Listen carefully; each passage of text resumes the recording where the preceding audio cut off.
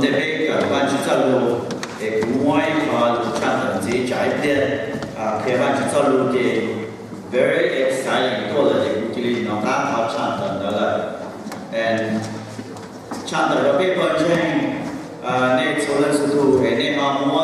手贴到那的 calendar 贴，录下面录วันที่3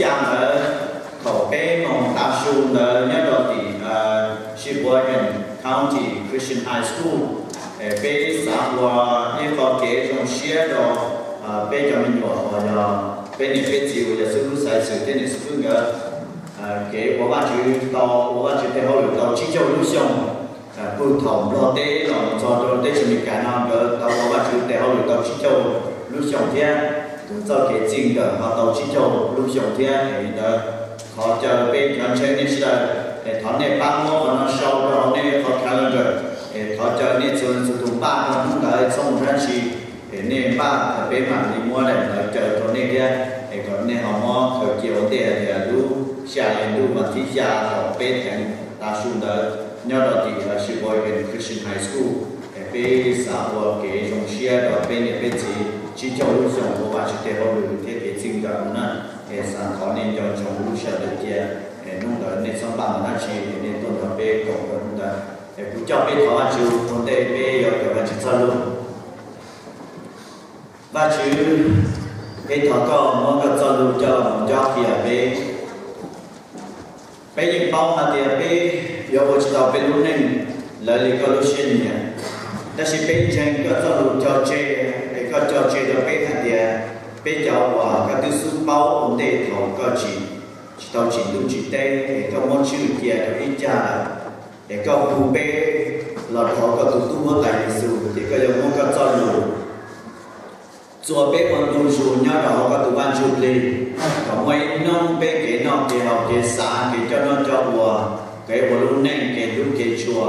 ก็มุ่งตรงได้ที่ก็ถูกตู้ว่าแต่ในสูงมาบ้านจีเป้เกี่ยเสียเราก็จะรู้จอเชื่อไปเลยหากแต่จะยังเป้คนจะเตาเราเป้เกี่ยเสียเด็กก็วัวเตาเลยจีเป้มันเป็นถูกเข่งเด็กก็ถูกจอถูกเพียถ้าก็มุ่งก็จะรู้จะเรามุ่งจอเพียเป็นนุ่มนอมุ่งก็จะรู้จะเรามุ่งสัวเป้เป็นลูกเสียมุ่งขัดสอบตื้อแล้วก็จะรู้มุ่งเป้ขัดเดินสัวก็เดินก็หูเขาเป็นลูกเสียลูกจืดเขาเป็นลูกแน่จอเกี่ยสันก็ชงก็จั่วก็มุ่งเจอลิก็เนี่ยน้องบ้านเชื่อเราเป้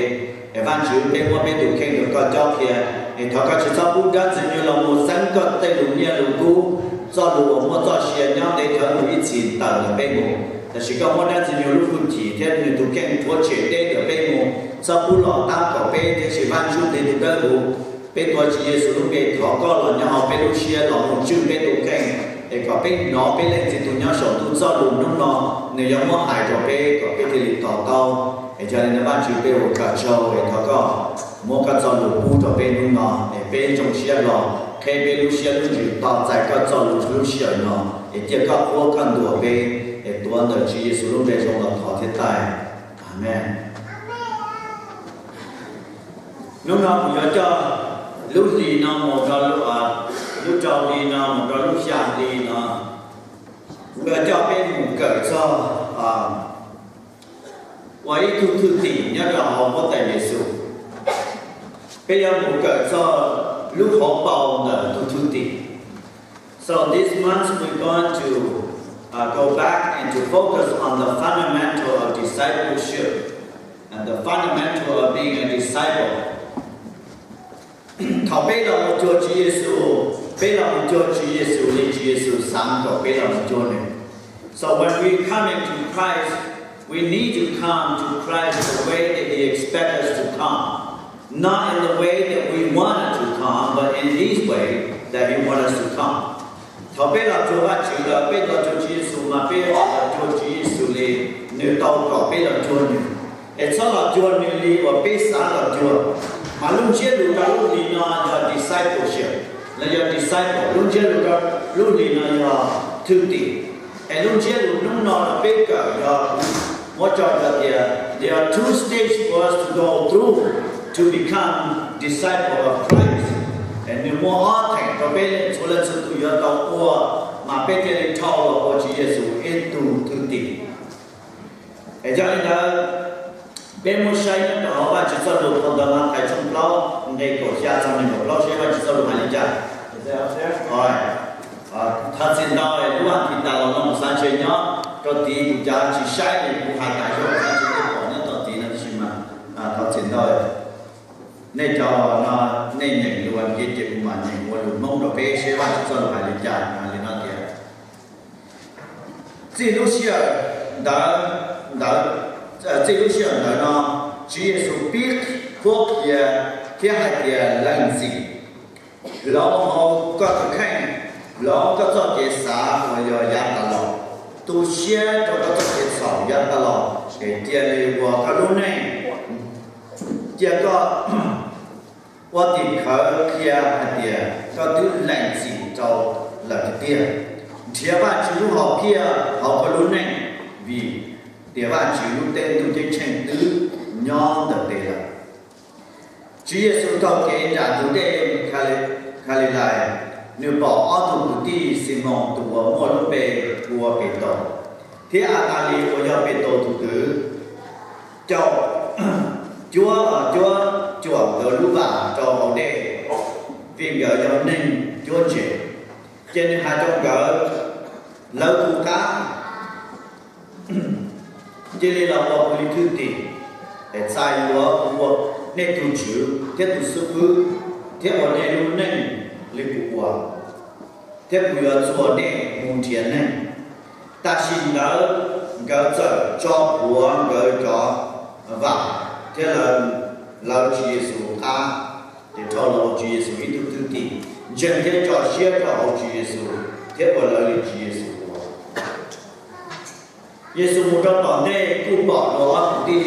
rồi do sẵn bề đại ao tu tú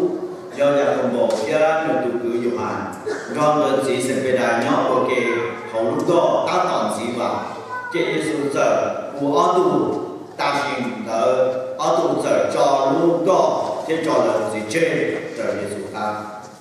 Giêsu một thông lần lúc sẵn khai lại vô kia hậu lớn để chế ra là thiết chắc ở trong mùi sông và cho bạn chúng tên trở thiết còn nên chúa giảm mò kèm trong cuộc sĩ nếu con lúc về có đồng lưu thông lời lúc sinh thì liền lùa thiết cho chúa tùng mua mò chỉ hai mò đã chỉ tu sĩ cho mò nhã cho trộn đá cho nó trộn không đáp bê cho tua tệ tua tờ sở là tua cho Giêsu mà Giêsu có lời rằng một này cho cháu họ lúc sáng khai lại thế họ lúc sáng đi phố khai do lúc sáng của mua có lúc mong thế họ lúc sáng họ Jerusalem thế lúc sáng Juda thế đợt trung tế do nó đèn xa thì út trời Giêsu tăng sư phụ Gioan Baptista là dân kia đi xa đi nó thế John the Baptist came to introduce Christ to us, and he taught the same message as Christ taught: repent, for the kingdom of God is near. Sư Gioan Baptista như là một quả tù tăng kể cho có tại Giêsu nó biết. Nếu quốc kia đi xa luôn nó, nếu kia hạt địa có chỉ làm gì cho họ ban chỉ lung tung chiến tranh từ lọ là. Chúa Giêsu là nó lúc kia tên là cầu Gioan Baptista quốc kia cho Chúa Giêsu là để Chúa Giêsu là một quốc kia điอย่างเราChúa Giêsu là hạt thờ repent for the kingdom of God is at hand as well. Do nên Chúa Giêsu kia đến đây làm gì cho họ ban chỉ lung tung chiến tranh từ nhóm được thế là. Thế thì biết Chúa Giêsu chỉ là một quốc kia có tin năng làm gì xứ. Jesus is not only preached so that we can repent. He preached for us to repent, and he also called us to follow him. Còn Chúa Giêsu là không nhận đến là Chúa Giêsu kia ở nhà, ý do Chúa Giêsu kia có thêm một người dân lành gì cho cái sống chế. Họ thì Chúa Giêsu là có bên là Chúa Giêsu cả. Mà nên là nông nọ bên kia là tàu cờ thì bên Chúa Giêsu chỉ có sáng tỏ bên của ý giả sự. That should be to Jesus' son or big or oil. There are two stages that each person must go through to become a disciple of Jesus Christ. And the first stage that the Bible teaches that Jesus called people to repent because the kingdom of God is at hand. Họ thi chạm là cái câu chuyện thi giờ biết được Chúa Giêsu lòng vô tin này còn là cho là cái sầu chế cho họ ba chữ tu chân chính tư lò là cái Chúa Giêsu giờ của tư lò là cái ba chữ Chúa Giêsu cụ có nên giờ chủ tàu lành. Giờ là biết cái sáng nhất là họ thấy câu gia ba chữ rồi nó in verse 17. From that time Jesus began to preach and say repent. Alright. Để chỉ còn đã mua để Chúa Giêsu biết kia, em nhớ đó còn để amplify cái để change your inner self, repent, change your inner self,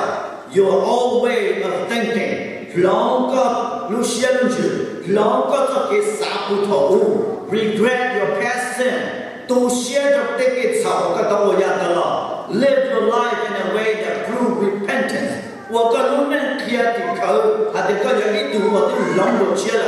See God's purpose for your life， 那种贴切把就得写到个要讲 ，for the kingdom of heaven is at hand， 就好把就路得去更老了。That's why 被做了制度要去到 change，we need to change。人呢，把就路得去老，把就要做的那个路给，把就要我好路着搞，把就要我好路着顾。That the kingdom of God is at hand. For God to work one-on-one with us, He wants to come into our heart. He wants to come into our life. He wants us to repent for Him to be able to do that. The kingdom of God,